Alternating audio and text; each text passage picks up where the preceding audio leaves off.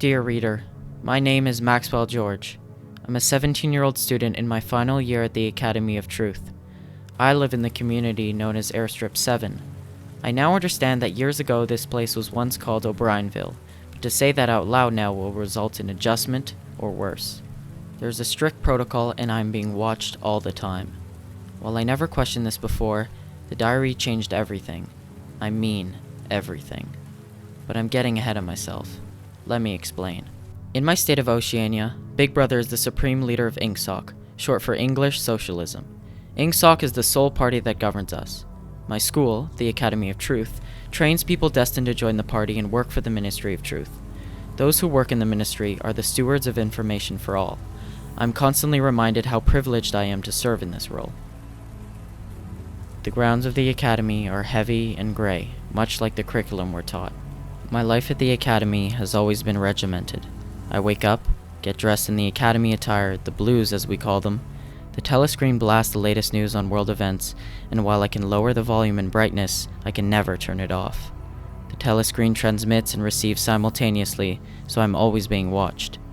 Any sound above the low level of a whisper is picked up by the telescreen that watches from almost every place in my room. Big Brother is watching you. Big Brother is watching you. I'm always reminded that Big Brother is watching you.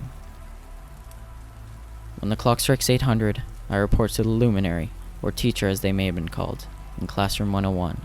We start the day, every day, with the three truths. War is peace, freedom is slavery, ignorance is strength. The lesson most days is on war. War is peace is what I'm told. We have a long history of war. A war brought in the New Order and Big Brother. A war will save us from the evils of our enemy, Emmanuel Goldstein and Eurasia. Or maybe it is East Asia, or both. It depends on the month, and there is no questioning what the luminaries tell us.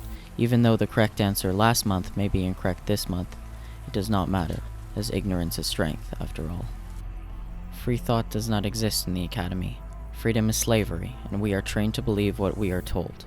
Those who have questioned the curriculum are adjusted, and while no one speaks about what this entails, those who are singled out by the luminaries are absent for days and return remarkably changed. They come back with blank stares like puppets on a string. Every student in the Academy is terrified of the idea of adjustment. We don't question anything. In front of the telescreen, we set our features on the expression of quiet optimism. Big Brother is watching you. But on one seemingly average day, everything changed. On my way to class, I noticed something red on top of a concrete pillar. Without thinking, I walked over to take a look at it. It was a book, but not a printed book, an old diary.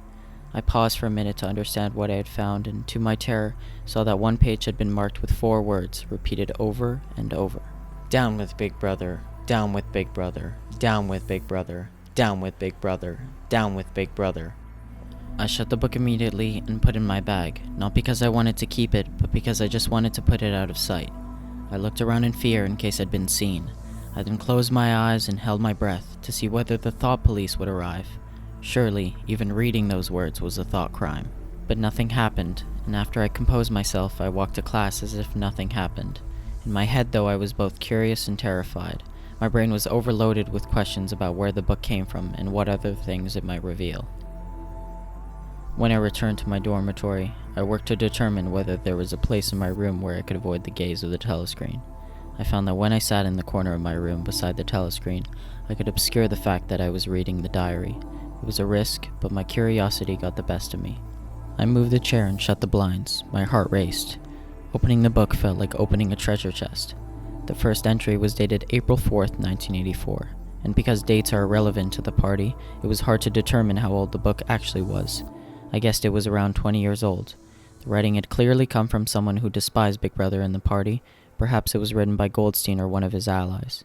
While some of the entries in the book were just documenting a typical day, like watching a movie or a bad day at work, some of the writing told of history, emotions, sex, and freedom.